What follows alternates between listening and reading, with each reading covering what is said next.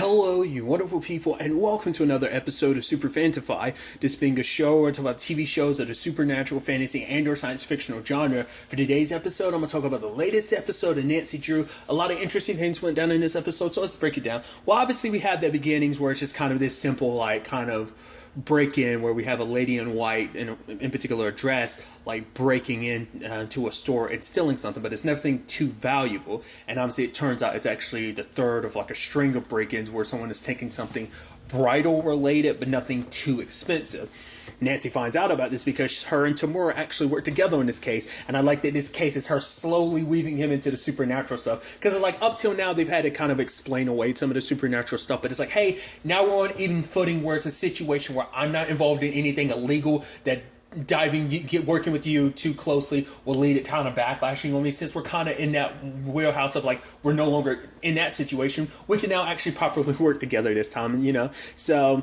they're kind of bouncing off of each other a little bit, obviously finding out that, hey, this has something to do with a dress that was made years ago, a dress that was supernaturally made to basically suppress women's lust, because it's supposed to be to tame a woman's carnal desires. It's supposed to be, for lack of better terms, and I think this would be a more apt metaphor that they would use back in the day, is kind of rein a woman in. Yes, and I do mean that literally, rein a woman in like she's a wild horse, that needs to be sadly broken.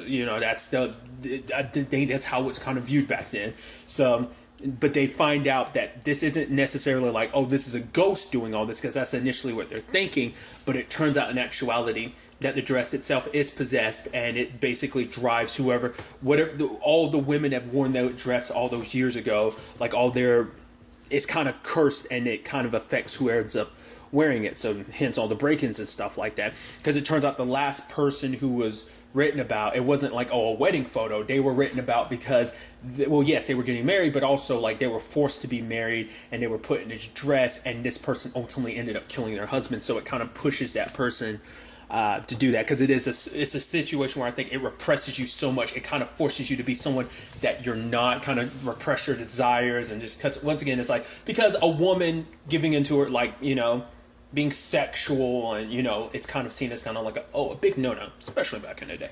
So I think they didn't really explain whether or not it's just all of that repression just made her snap. Was it just the dress itself, or did she herself do it, and then that kind of her killing her husband, it left that imprint on the dress, or was the dress imprint upon her that led to all the fallout, and her killing her husband just kind of added more to the already.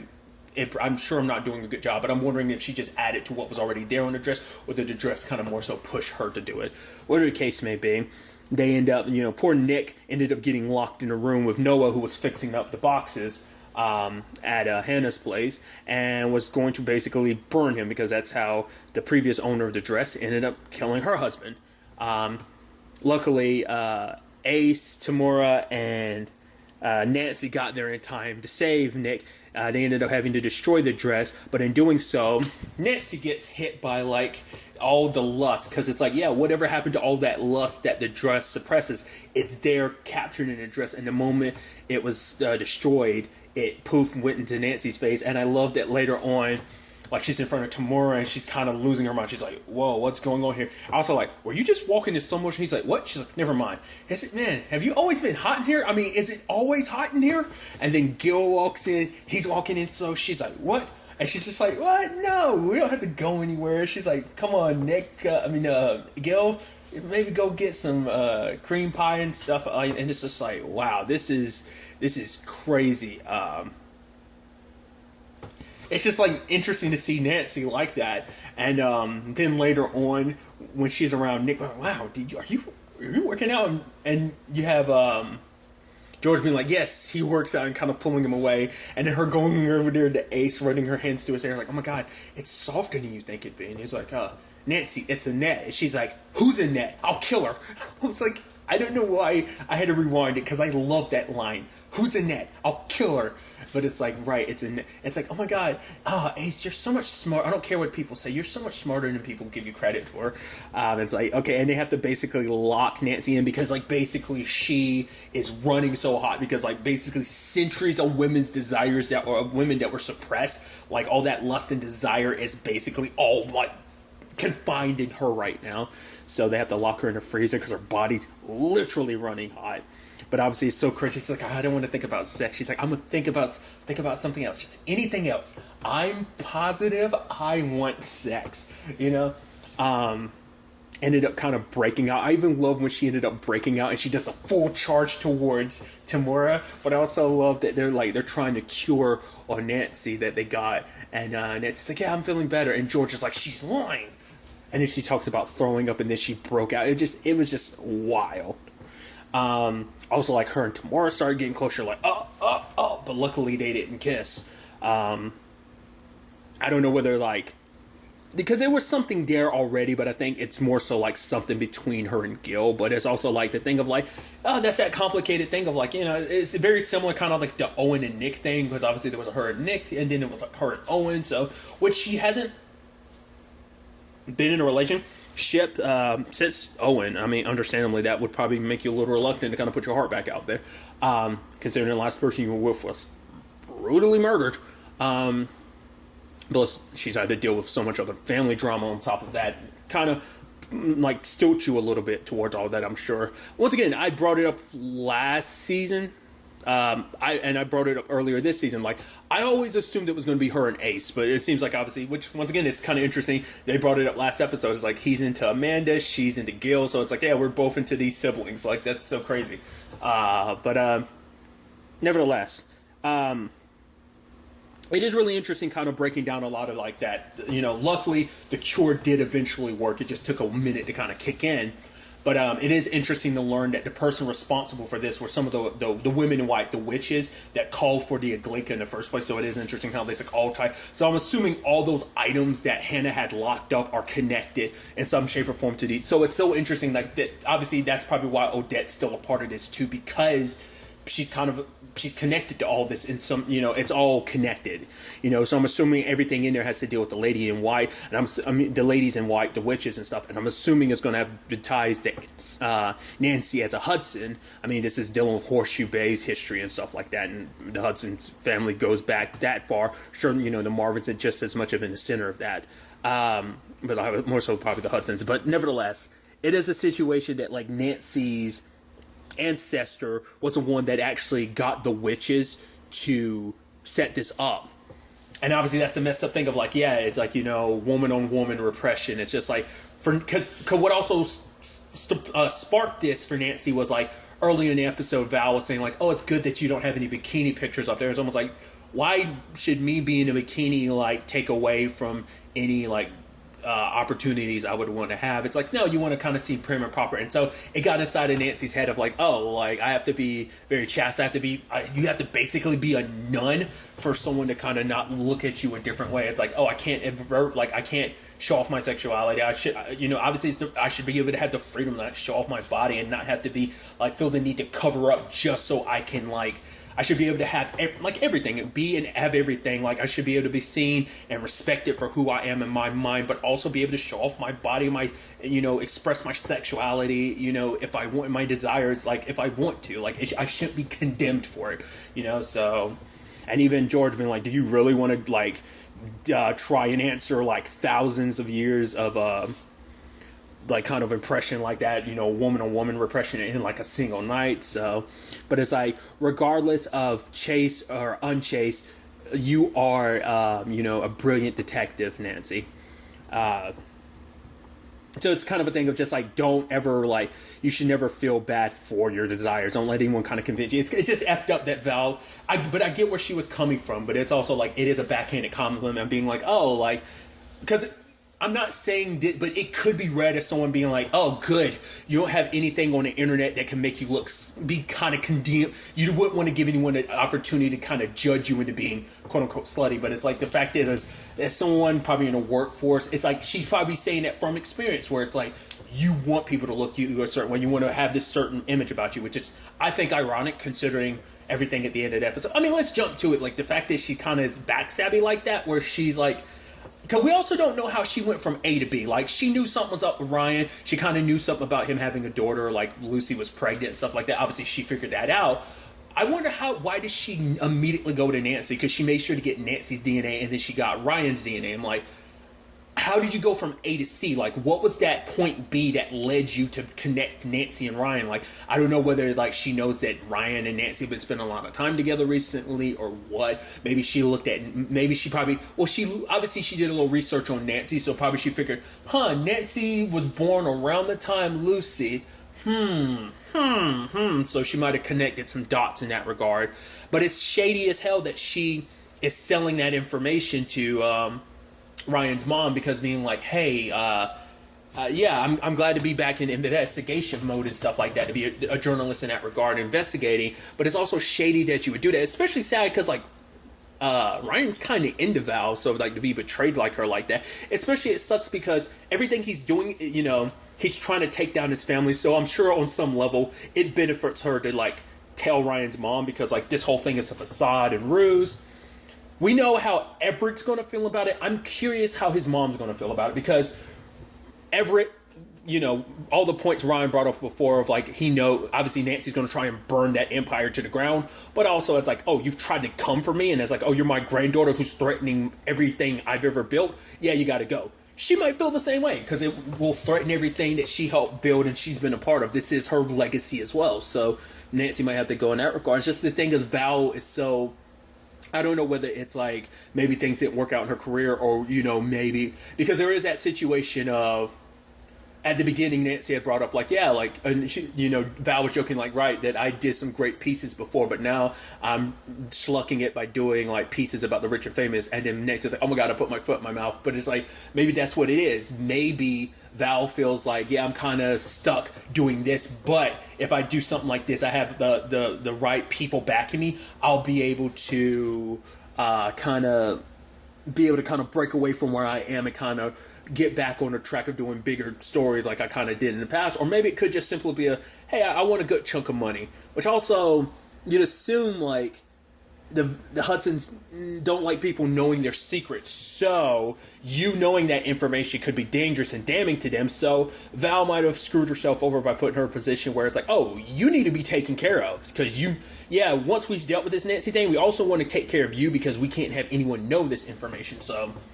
kind of put a target on her back in that regard too. But also it's just like, well, because she probably doesn't realize, like, obviously everything Ryan's doing is for selfish reasons. She probably thinks, like, either Nancy and Ryan don't know, or maybe she knows that they know, and that she doesn't know everything he's doing is to try and take down his family while also protecting his daughter, So, but also, like, her doing this is going to, because the Hudsons are going to keep this hush-hush, so it's not like it's going to become public knowledge. So I'm curious. I'm just so curious to see how that ends up playing out. You're just kind of like, you figured as much, like, the moment she start diving deep into it, like an episode or two back, you're like, yep, she's definitely going to screw the pooch on this, that she was going to be an issue when it comes to this, because she was going to dig deeper. So we'll see where everything ultimately ends up going from there. But some other complicated elements in this episode is the Bess and because obviously the whole deal with George is like, hey, Nick and George came up with the thing of, like, yeah, Odette get to do her thing, but someone's going to chaperone her. Nick all volunteers, but Odette's kind of like, no, but she says yes to Bess. And the moment that happened, I was like, you don't think this is going to end? Lo and behold, it turns into that complicated thing of, like, Odette is super into Bess. Bess is kind of into Odette, but it's a complicated thing of, like, oh, you're into a ghost who's possessing your friend's body, and your friend's in a relationship with your other friend, so it complicates things because you're both in love with the same person while not being in love with the same person, because Nick and George are a thing, but also Odette and Bess are potentially becoming a thing, especially because Odette never had a chance at love, true love, because her true love, what happened to her, and she never got to spend time with her, so it's almost like making up for that to a certain extent. And I think for Bess, because Bess isn't in the best place right now, she's in a better place now, but obviously after kind of quote-unquote losing the Marvin family, I think, for her, it's like she didn't see George, she just saw Odette. So, and that was complicated because they're drinking and stuff, and ended up partying a little too hard, ended up getting kind of handcuffed to the bench at the police station. And I thought it was interesting when it pissed George off, because it's like, for one, I'm getting a hangover for not even, like, partying, so I didn't even get to enjoy the party side of things. I just get, like, the bad side of things, the hangover. But Odette's like, oh, it's going to pass. But I really liked what George saying. It was like, what upset her the most is she's like, she's going to gain a reputation of people going to look at her like her mom. Like, she's like, I've literally had to pick my mom up from that bench on multiple occasions. They might as well put a plaque of her name up there because she's been there so often. So for her, it's like, you aren't going to like have any control if you don't respect me, because that is the effed up thing of like, Odette's just kind of doing whatever she wants. It's like, it's not just your body, it's not just your life. This is because it's also like, it is selfish on her part. I get it, like the terrible thing that happened to you, but like, George has a life too. Like, you don't get to just kind of run rampant just because you want to live your life, which is interesting timing, because obviously we have the whole thing with Frost and Caitlin on The Flash kind of happening with kind of, well, prior to this, it was kind of a similar thing, because obviously there have been developments. Obviously, won't spoil The Flash if you haven't caught up. But, yeah, it is kind of sad that, like, you know, it's also like George's siblings. Like, she doesn't, it's not like George is just living for herself. She has a family to take care of. That's also the thing of, like, you are willing to kill both of you. She has siblings that count on her, that she has to take care of. She's had to be more of a mother than a sister to her siblings. And it's like, you know, it's like it's like, you know, I get it. Like, when you've had your life taken from you, you've became the Aglaika, like, you're able to kind of live for the first time forever. Even she said it with Bess, it's like, just holding her hand would have been an issue from the time she came from, but now it's like, oh, being out and open, being able to hold Bess's hands, like, it's not an issue. No one's going to give you a second glance. Most people won't give you a second glance. Obviously, there are exceptions, but it is a situation of, I just think it is messed up of, like, she's not considerate to George's situation. It's kind of like, because for her, it's just like, whatever. But I think when the time comes, that might be a storyline element of opening Odette's eyes to be like, oh, like, you do have so much. There are people who rely on you. It is kind of messed up for me not to respect you.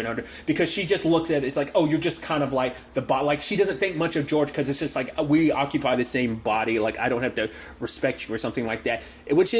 Which I think actually kind of flows with the theme of the episode too, because about like kind of women against women to a certain extent, because it's like, you were from a time where you were repressed, so you want to run wild, but also you're kind of repressing me because you're not respecting my boundaries and my rules and just what I want. You know, it's like, we're supposed to kind of be a co-op thing here, and if you're not respecting that, then no, I'll clamp, you know, this situation down. So I think that's just kind of an interesting development, at least on that side of things. Obviously, Ace opens up to Bess about his sister. Brother. Once again, I don't know why I keep wanting to go to sister. I think maybe it stems from me having sisters that I'm immediately going to that, like, as a because I don't have brothers. I just have two older sisters, so maybe that's why it's just such a knee-jerk reaction to them. When I think siblings, I immediately go to sisters. I don't know.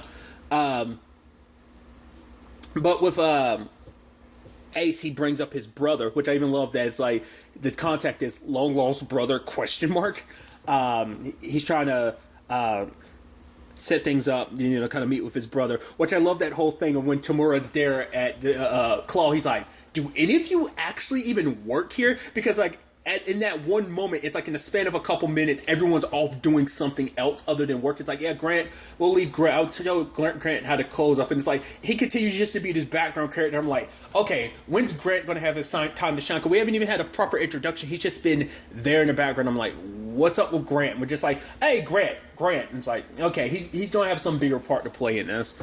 We'll ultimately have to wait and see. But Ace dived into, like, I was trying to understand his family circumstances. Also, like, I was bringing that up early in the season. I was like, I'm sure Ace's mom is alive and didn't die or something. Like, because I was like, yeah, because she works at, like, the library, doesn't she? I thought I remembered that being the case, but I just kept getting confused because I couldn't remember. But, yeah. So, basically, it turns out this long-lost brother, basically, his mom witnessed something, and so they had to go into witness protection. The agent that looked after them was his dad, so that's obviously like he was curious about his dad's previous work history, and he ended up diving into it, finding out about that. Got, you know, obviously in what he ended up eventually getting caught up in, you know, and kind of working for Home Dude back in season 1. Adam Beach's character from season 1, kind of getting caught up in all of that and kind of forced to work for him because it's like, oh yeah, I hacked the like FBI database and stuff like that, and it was because he was looking into this, so he found out about his brother. So, and it's like, yeah, it's an older brother, so it was before even Ace was around. So it's also like, do I bring it up because it's like my mom doesn't know about this and that complicate things on that front. So he's just kind of keeping this information to himself. But when he kind of meets up later on with him, It's just a box, and it's got a picture in it of like his dad when his dad was younger. You know, I'm sure when this person's mom and Ace's dad got together. Which really quickly I should also bring up. I love the whole pun off situation. I'm someone who, as I've gotten older, I've come to appreciate puns. I really like puns. I love when people like make puns that make people go, ugh. And it's like the whole thing between Bess and between Bess and Ace at the beginning was so good. He's like, I'm just Ryan here, and she's like, oh, you're good. I love that back and forth. I love me a good pun battle. I love it. It's awesome.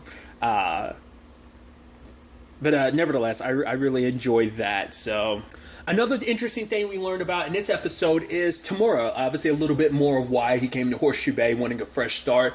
It turns out he was engaged, was going to have a wedding and everything. Yeah, there was like a registry and stuff like that, but no actual wedding. So Nancy was kind of like, I love Nancy being like, oh yeah, like, you know, she's pretty and all, but I'm sure you're better off without her. Probably. But we kind of find out the reason why ultimately. At first I was like, is it going to be don't be a sad situation like, oh, she died or something, so you never got a chance to get married. It's like, no, she broke things off because she's like, she didn't like you and I do. That, you know, this passion that both Nancy and Tamura have for solving crimes. Like, it's in their DNA. They like it a lot. They have a drive for it.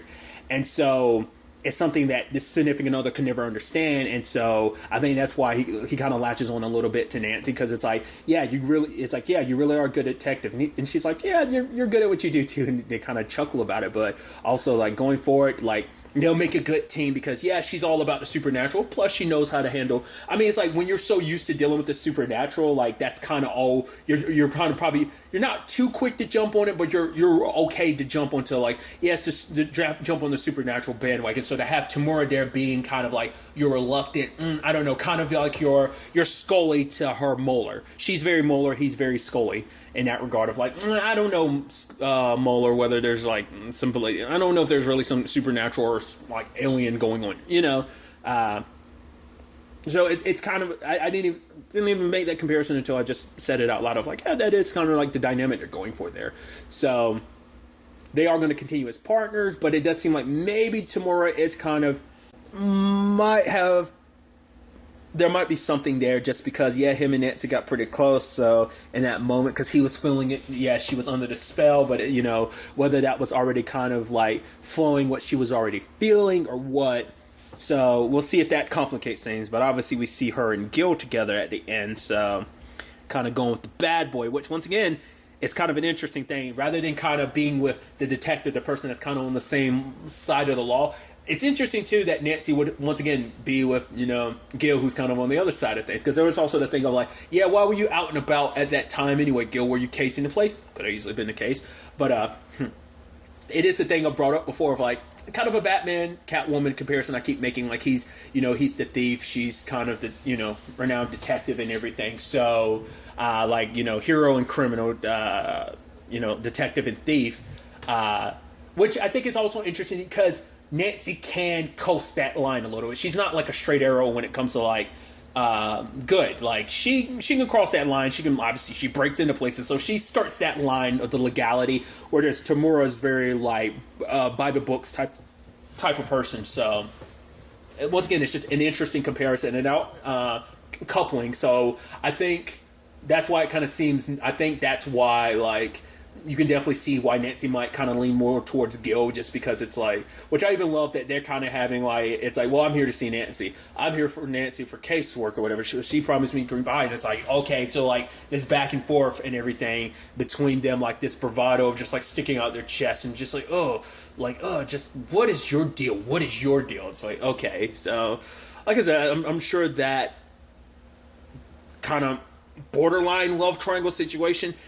There's no way that's going to get complicated. No way. Nah. They wouldn't do that for story purposes. But regardless, I'm really interested to see where all this ultimately ends up taking us going forward into the next episode. I know Riverdale is going on a break. I don't know if this is or not. I believe it is, but I could be mistaken. When this goes up on YouTube, I will put it in the comments down below, when the next episode comes out. I should do that more often than not when the shows are going on a bit of a break, just because I don't always know that ahead of time, just because, once again, if you don't know, I stopped watching promos a long time ago, just because I don't want to take the chance. I want to go into every new episode like not knowing what to expect type of thing. So regardless, that's kind of a me thing, so it's not really that important, not too pertinent. But regardless, till the next time we meet, be happy, be safe, live life to the fullest, and enjoy it.